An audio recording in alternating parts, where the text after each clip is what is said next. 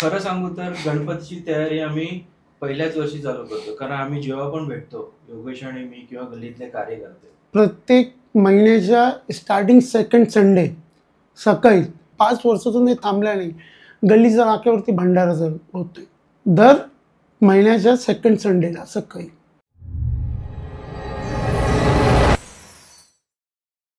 नमस्कार मित्रांनो, आजचा आपल्या या भेटीसाठी आले श्री चंदनभाऊ माने आणि योगेशभाई मिश्रा.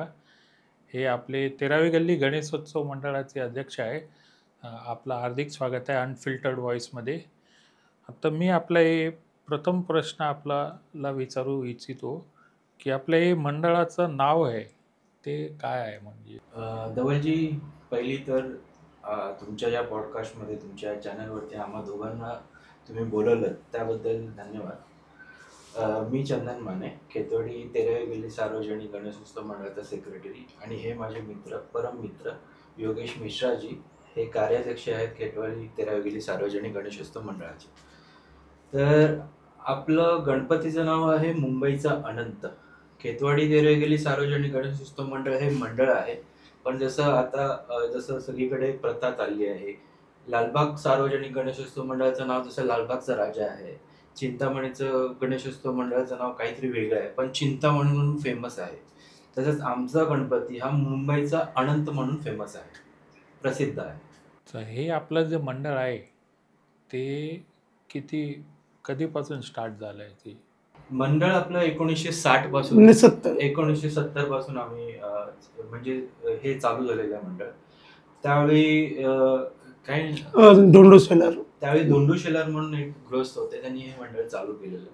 त्यावेळी खूप काही मंडळी होते, त्यांनी मिळून हे मंडळ चालू केलं. आता ते दोंडू शेलार आणि ते प्रभाकर राव राणे हे असे काही पदाधिकारी होते, शंकर पटेल, पण आता ते हयात नाही आहेत.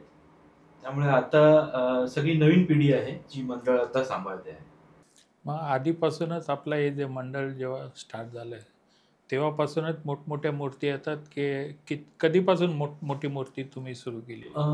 तुम्ही म्हणाल की हे मंडळाचं आमचं 56 वर्ष आहे. आम्ही पहिल्या मूर्ती छोट्याच आणायचो, छोट्या प्रमाणात गणेशोत्सव साजरा व्हायचा, जसे सगळीकडे साजरा होतात. म्हणजे तेव्हा 5 फुटाचे, 7 फुटाचे आणि 8 फुटाचे मूर्त्या असायच्या. पण जेव्हा आमचं 25वं वर्ष होतं गोल्डन जुबली, त्यापासून आम्ही मोठ्या मूर्त्या आणायला सुरुवात केली. आणि सध्या आपले जे मूर्तिकार आहे, म्हणजे स्टार्टिंग पासून एकच मूर्तिकार आहे की वेगवेगळे चेंज झाले आहे? सर, स्टार्टिंग पासून एकच मूर्तिकार होते, श्री विजय खातूर. ते एक्सपायर झाल्यानंतर आम्ही मूर्तिकार चेंज केले. आम्ही श्री अरुण दत्ते साहेबांकडे आता कंटिन्यू चालू केले. अरुण दत्ते करून एकदम फेमस मूर्तिकार आहे, त्यांच्याकडे चालू केलं. 50व्या वर्षापासून आम्ही अरुण दत्ते साहेबांकडे चालू केलं, कारण त्यावेळी ते खूप तरुण मूर्तिकार होते, त्यांचं नाव पण नव्हतं त्यावेळी. पण त्यानंतर गणपतीची कृपा म्हणू शकता की आमचं जसं ते मूर्ती त्यांनी घडवली, त्यापासून मुंबईचा अनंत हा फेमस झाला पूर्ण मुंबईमध्ये, आणि त्यापासून ते पण फेमस झाले, आणि आता तेही मोठ्या मोठ्या मूर्त्या बनवतात. मग दरवेळी आपण जे गणेशोत्सव साजरा करतो त्याची जी तयारी असते ती कधीपासून तुम्ही स्टार्ट करतात? खरं सांगू तर गणपतीची तयारी आम्ही पहिल्याच वर्षी चालू करतो, कारण आम्ही जेव्हा पण भेटतो, योगेश आणि मी किंवा गल्लीतले कार्यकर्ते, आम्ही गणपतीच्या बाबतीतच बोलत असतो. खरी तयारी आता समजा पुढच्या वर्षीची तयारी आम्ही आत्ताच मनात योजून ठेवलेली असते. योगेश मूर्तीबद्दल काय करायचं, कसं करायचं, मी नियोजनाबद्दल काहीतरी विचार करत असतो, आणि नंतर मग कधी 4 महिने 5 महिने अगोदर आम्ही बसतो, मग आपण एक्झॅक्टली काय करायचं मग ते करून आम्ही फिक्स करतो. सगळं फिक्स आहे, जे करणार आहे मूर्तिकार फिक्स वगैरे दरवेळी होतो. बजेट गणपतीची कृपा आहे आमच्यावरती. जसे मोठमोठ्या मंडळांना काही मोठे देणगीदार आहेत, तसे आमच्याकडे पण काही मोठे मोठे देणगीदार आहेत, आणि आमच्या मंडळातले कार्यकर्ते हे 10 ते 12 दिवस रात्र फक्त मेहनत करतात. स्वतःचे त्यांचे मित्र आहेत, त्यांचा मित्र परिवार आहे, योगेशचा चांगला मित्र परिवार आहे, त्यामुळे आम्हाला चांगल्या वर्गण्या मिळतात, आणि डोनेशन आहेत, स्पॉन्सर आहेत. आणि जसे बाकीचे खूप गणेश मूर्ती आहेत ते आगमन वगैरे करतात, तसं आपलं काय आगमन होते काय मंडळाचं गणेश? आम्ही पण मोठ्या प्रमाणात आगमन करतो. आगमन विसर्जन तसंच होतं सर. आगमन आणि विसर्जन हे मुंबईच्या आनंदा साजेचं असंच मोठं आम्ही करतो. मग आगमनमध्ये जे काय प्रोटोकॉल वगैरे गाईडलाईन असतात पोलिसांचे ते काय असतात? पहिली गोष्ट सांगायची म्हणजे आमचं मंडळ जे आहे धर्मादाय संस्थेशी निगडीत आहे. ठीक आहे. आम्ही सगळे जे रूल्स आहेत, रेग्युलेशन आहेत, प्रोटोकॉल आहेत, जे लोकल बॉडीज असतात, जसे म्युन्सिपाल्टी आहे, तुमचं पोलीस स्टेशन आहे, त्यांनी जे रूल दिलेले आहेत आम्हाला, त्यांनी जे गाईडलाईन दिलेले आहे त्याप्रमाणे आम्ही सगळं करतो. मग ते जे रूट ठरवतात, ते जे डेसिबल, तुमचं लाऊडस्पीकरचं, ते सगळे आम्ही सगळं हे करतो. आणि सांगायला बरं वाटतं की आतापर्यंत तरी या 56 वर्षात आमचं कधी असं अनुचित प्रकार घडलेला नाहीये. We do not have any case against this thing. त्यामुळे आम्ही चांगल्या प्रकारे साजरा करतो. आणि एकूण आपल्या मंडळात किती कार्यकर्ता असणार? 70 से 100. काय बैठी चाल होती एक. पूर्वी एक बैठी चाल होती. सध्या 5 वर्षातून रिडेव्हलपमेंटमध्ये गेले गल्ली आणि सगळे राहण्यासाठी जवळपास एरियामध्ये आहे.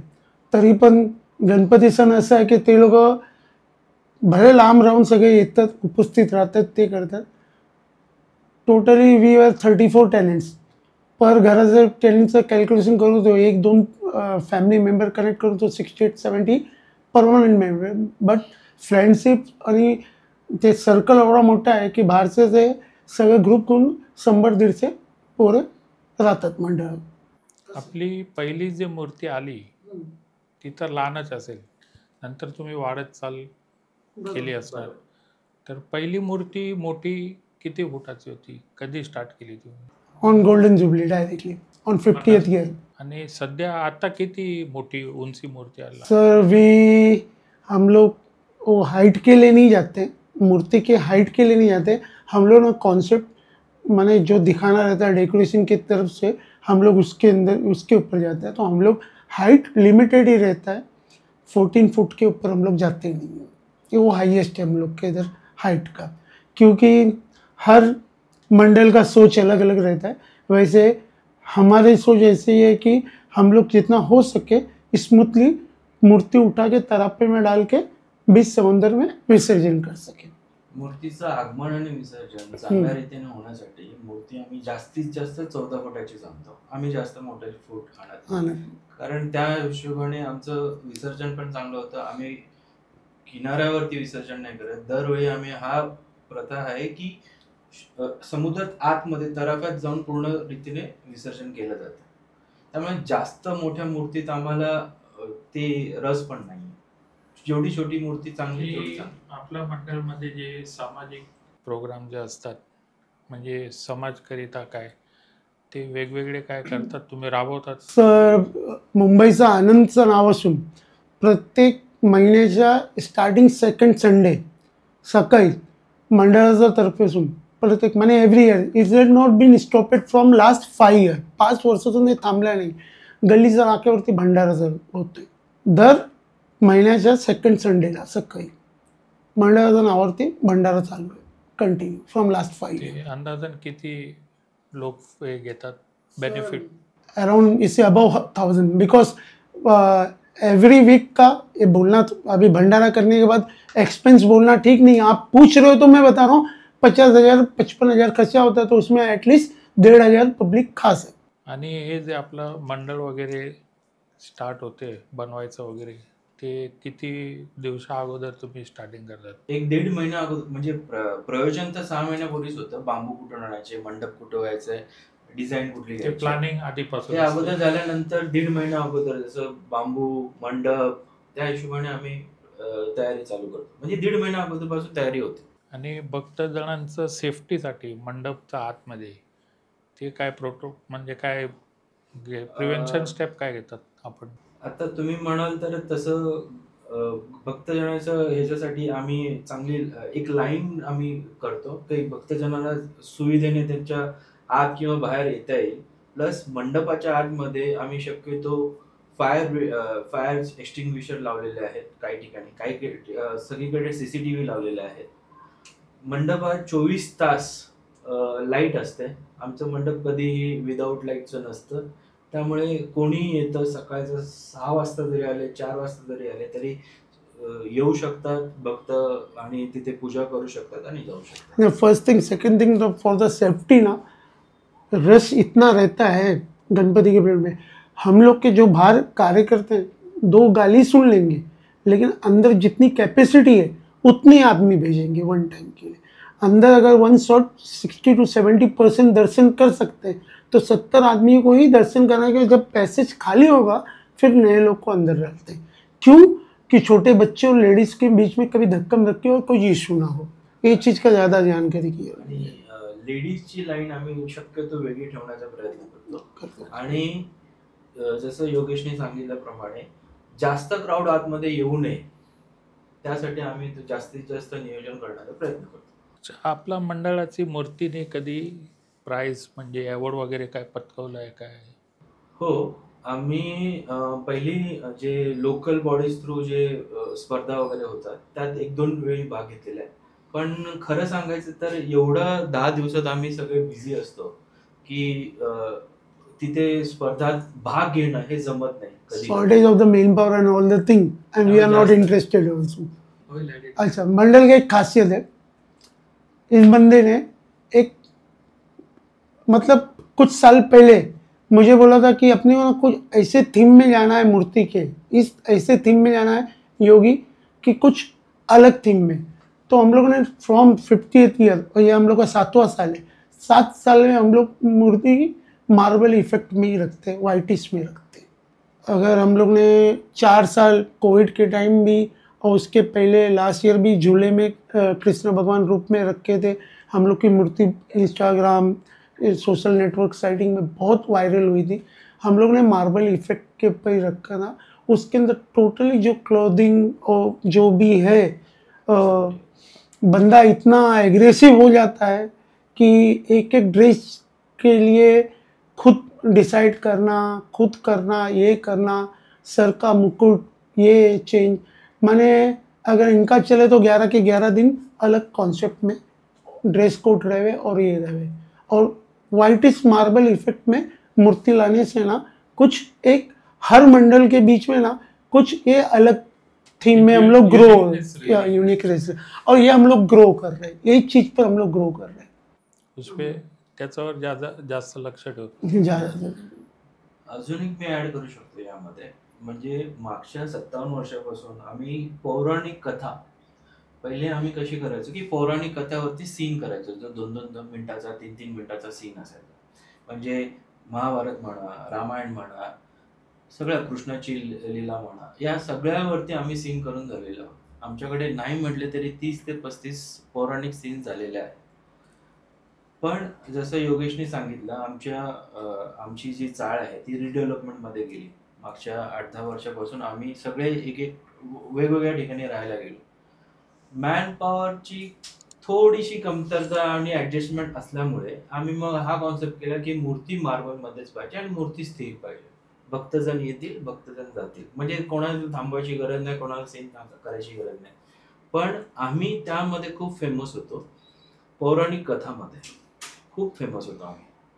पण नंतर 10 वर्षापासून मग आम्ही स्टील मूर्ती आणायचा प्रयत्न केला. लेकिन लास्ट 3-4 वर्षापासून आम्ही लोक जे कॉन्सेप्ट केला डेकोरेशन करा, वी हॅव डन इस्कॉन मंदिर, वी हॅव डन प्रेम मंदिर.